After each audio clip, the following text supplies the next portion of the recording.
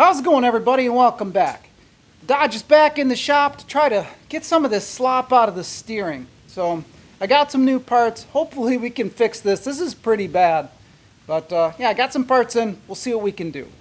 Now the background on this truck is that, before I took it on power tour, which was the last video, I went through and did all new bushings, ball joints, and tie rod ends on this truck. And it always steered fine. It's just the wheel had a little clunk in it, so I just wanted to replace the ball joints since they were worn. I had it aligned to the dealer, and they never said anything about any other worn parts. Now, again, I didn't have any problems with it ahead of time, so I didn't even suspect anything else would be a problem. I got it back, and it has all of this slop in it. Now, I just assumed that maybe it was stiff ball joints because they were brand new.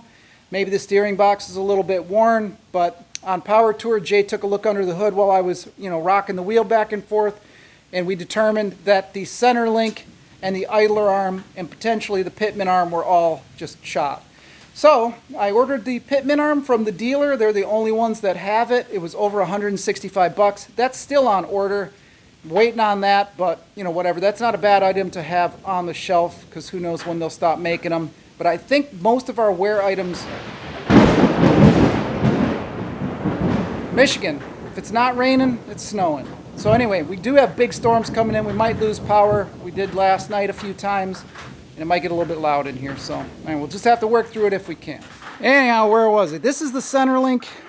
Both of these have ball joints on them, like the primary wear item for the front end, and then this is the idler arm.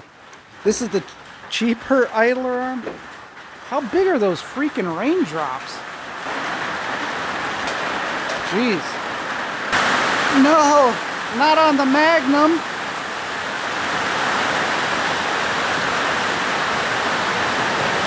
All right, the rain's calmed down just a little bit. So these are the parts that I got. This is the idler arm. This is the Master Pro version at O'Reilly's. The Precision version of this part was 3 times as much money as this Master Pro. And since the truck doesn't receive like a ton of miles on it, I think that our cheaper part will be fine. And even if I have to replace it, I'm still cheaper than buying the Precision. I don't know who makes this part. I'm pretty sure that the Precision stuff is just a rebranded Mevotech, and the Mevotech stuff is pretty good. That's what I used on the front of this truck, the Blue Boot ones, so they're fine. And I believe that, sorry about the thunder, I think most of our slop are in all these ball sockets, so that's the primary wear area on these, so we might be able to solve all of our problems with just replacing these 2 parts. As far as the cheapness, maybe this thing has like a plastic sleeve inside instead of brass or metal or whatever they're using, so I don't know what would make an idler arm be 3 times as much money as this one, but I'm pretty sure that this will get us by just fine. Alrighty, well, the old Ram's up on the stands. Still don't really trust the lift, but I'm sure it's fine. Here's the pitman arm. I guess it's alright, but that's what I got on order. PST has the fast ratio one, but just too much money. I don't want to take this off unless I have to, so I'm going to go ahead and pull the cotter pins on this. And then there's my new tie rod ends and whatever. So just pull those. All of the adjustment sleeves I don't even have to touch. Idler arm right here just bolts up to the frame. Should be pretty straightforward. So I'm going to go ahead and pull these cotter pins. Tell you what, if this fixes the problem, I'll be pretty disappointed that I didn't look into it earlier. But I really had no idea that these were even loose or bad. And this one we don't even have to take off because that's going to be coming out with the idler arm too. So it looks relatively new by the boot. It's not all tore up. But I got a new one. It was relatively cheap. We're going to go ahead and replace it anyway, and then we'll see. It might just be the center link that's totally worn out, but who knows? Could all be bad. Got some pretty straightforward stuff. 5/8 here. 11/16 on the back. Not entirely sure why they're different sizes, but nuts and bolts.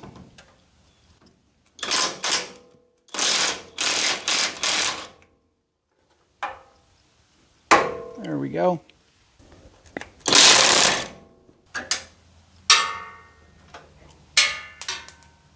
I guess there's washers back there. All right, 7/8 on here, I'm pretty sure. Alrighty, we'll see if we can get this thing off. 7/8.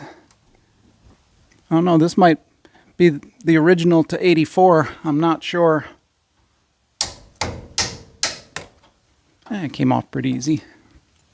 And there we go. Probably need to turn the wheel just so I can get to this stuff. There we go. That's off. I don't want to tear up my new boots right here, so we're going to just put the nut on there, give them a couple of whacks. Hopefully they'll fall right off. There's some Zerk fittings on the back, so I don't want to break those off either. Yep, that popped off. There we go. Easy peasy, as Morski says. Well, let's run over there and do that side. Should be good. Alrighty, got them. These stands are definitely inconvenient because they're always in your way, but it is a nice peace of mind that they're here. Now we'll see if this center link's all worn out, or if it's just this, or what. Probably a little bit of everything. Let's go take a look. All right. These holes look pretty good. They look a little bit more oval on the camera than they actually do in real life. They look pretty good, but right here, it's hard for me to hold the camera up, but you can see it's pretty loose. So that's quite a bit of movement. Quite a bit of movement in there too. So all that stuff is just compounding.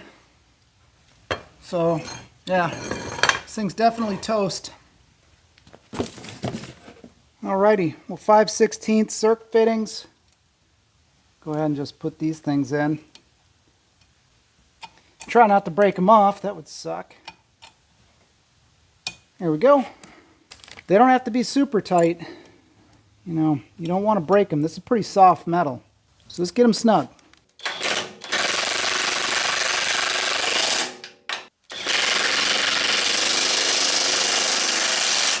Should be tight enough.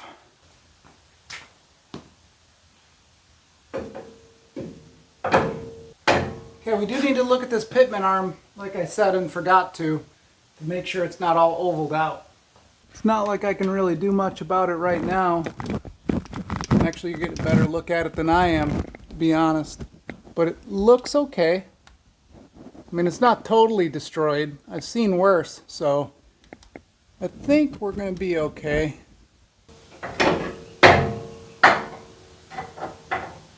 Well, check this out. Freaking thing is loose. They didn't even tighten it up. What the heck, man?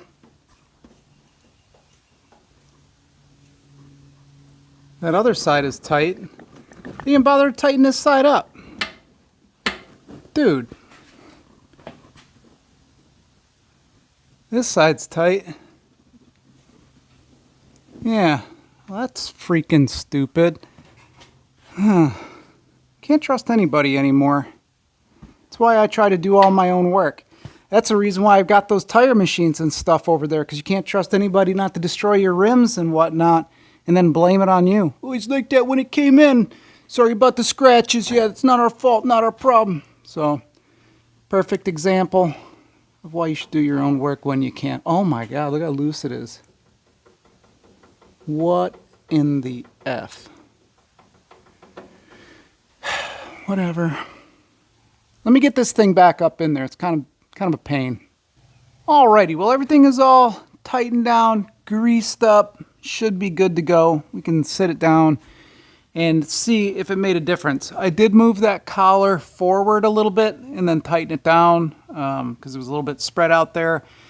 The main issue that I have with this is safety, because this thing could have easily stripped out. You know, if I would have hit a bump or something and pulled this thing or hit something in the road, it could have stripped that right out. So that's unfortunate that they missed that. But whatever, it's fixed now. I haven't had good luck with shops and stuff, so I try to do everything myself. Case in point, that transmission that's never stopped leaking. Over there, hanging up on the wall, that was a $150 motorcycle chain that was brand new that a dealer ruined by putting it on too tight. Up in the loft is a $450 aluminum motorcycle wheel that a dealer ruined putting tires on it.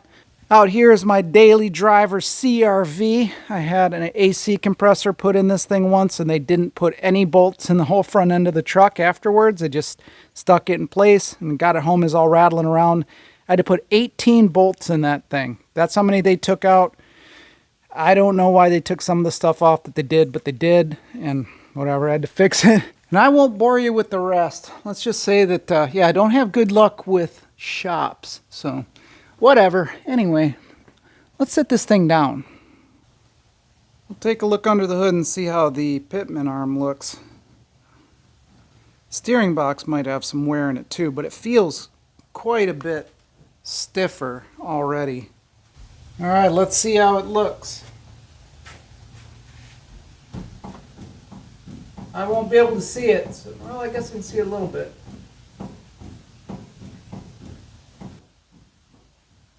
Now we've got this much slop. It's not even quite that much. Yeah, before it starts like, you know, feeling some tension on it. Well, it's another rainy day here in Michigan. We've got 3 full days of thunderstorms ahead of us, and it's starting to rain right now, so we're going to take the truck out for a quick cruise. As far as the alignment goes, I've got an appointment next week to get it aligned. A lot of people were saying I should take my truck somewhere else, but realistically around here, there's only like 1 or 2 places that will align this truck. The big dealers say that their equipment won't work on it, whatever that means, I don't even know. And then a lot of the other places say their alignment racks are broken and they're waiting on parts or something like that. So I don't have a ton of choices, but being that this is a power steering truck, we'll hopefully get a feel for it once it's out on the road. It feels pretty good right now, but rain's coming, so let's go. Alrighty, well, here we go. I can already tell by the steering wheel that it needs an alignment, but it is returning on its own somewhat, but you know, that's kind of typical for new ball joints and stuff. The steering wheel's crooked. It is tracking down the road pretty well. If I can get it in the center. Seems like it's all right. Does need an alignment. Really tight and good. So I don't know if you can pick it up on the camera, but if we're going straight, now we're turning. Now we're turning back. So yeah, I mean it's pretty tight. I'll just have to get it aligned. So success. I guess I wasted my money on the pitman arm, but as I said, who knows when they'll actually stop making those. Yeah, just in time. So as I said, you know, we got a bunch of thunderstorms coming today. I was hoping to get it off the dirt road before then, but whatever. So everything is all good. Alrighty, a successful test drive. It steers good, it feels tight, everything's good, other than it needing an alignment, which isn't really a surprise, but I was kind of hoping that their alignment would be middle of the road enough that, you know, my new parts would just kind of catch it in the middle and it'd be good enough, but apparently not. What's funny though is that out of all of the times that I've taken vehicles in to have them, you know, aligned or whatever, the shops are always trying to find some way to upsell you on a service. You know, your shocks look like they're damp, your boot is cracked, whatever it is, you know what I mean? And then this time, there's actually like something really, really wrong with it that needs to be addressed, and they never even mention it. So with the tie rod end not being tightened down, that is super serious. That could have easily stripped out and careened me off the road into some kid riding their bike or something. That's horrible to even think about. But that's the reality. So I don't even know how they're letting vehicles roll out the door like that. I'm gonna have to have a talk with their service manager or something, because that's bad. You know, even with those castle nuts on the front end parts, I triple check all of those because I'm so paranoid, and then I'll cotter key them at the very last, you know, when I know that they're good. And you know, then there's this. So I don't even know what to say, but I'm limited as to where I can take this truck. Most places their alignment racks are broken. they won't work on this truck, whatever. So I don't know. Maybe I'll look into some type of alignment kit that I can have here. If they're not too expensive, I might look into that. That's down the road, I guess. I don't know. Whatever. We'll see. But anyway, that's it. We're going to wrap it up. Thanks a lot for watching. Don't forget to like, comment, and subscribe. I'll catch you on the next one.